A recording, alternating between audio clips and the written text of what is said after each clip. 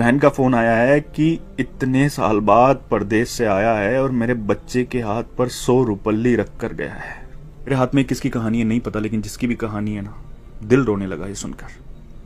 परदेसी की कहानी है। 10 साल हो गए थे परदेश में काम करते हुए। पहला साल कर्ज उतारने में और दूसरा तीसरा साल बहन की शादियों की भेंट चढ़ गया। चौथे साल कुछ करके आने का सोचा तो पापा की तबीयत खराब हो गई, नहीं आ पाया। यहां तक कि पापा दुनिया छोड़कर चले गए तब भी नहीं आ पाया। बूढ़ी माँ घर में अकेली थी। आने का सोचा लेकिन कोई बचत नहीं थी, तो फिर परदेश से हिम्मत नहीं हुई कि इतने साल परदेश में रहकर खाली हाथ कैसे जाऊं।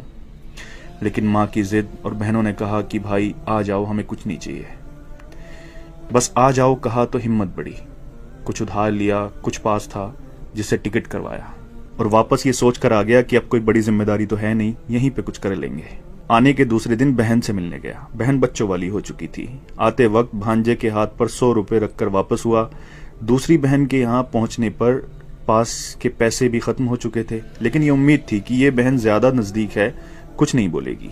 वहां से वापसी पर भांजे के हाथ पर कुछ नहीं रखा और जब घर पहुंचा तो मां ने बताया कि एक बहन का फोन आया है। बहुत बड़ा दिल चाहिए यार ये सुनने के लिए।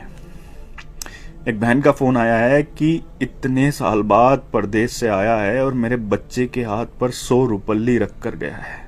इतना तो हम फकीरों को दे देते हैं। दूसरी बोली, मेरे बच्चों के हाथ पर 10 रुपल्ली भी रख कर नहीं गया, ससुराल में मेरी नाक कटा दी। ये सब सुनकर मैं सुन्न रह गया और अब अपनी 10 साल की कमाइयों का हिसाब लगा रहा था।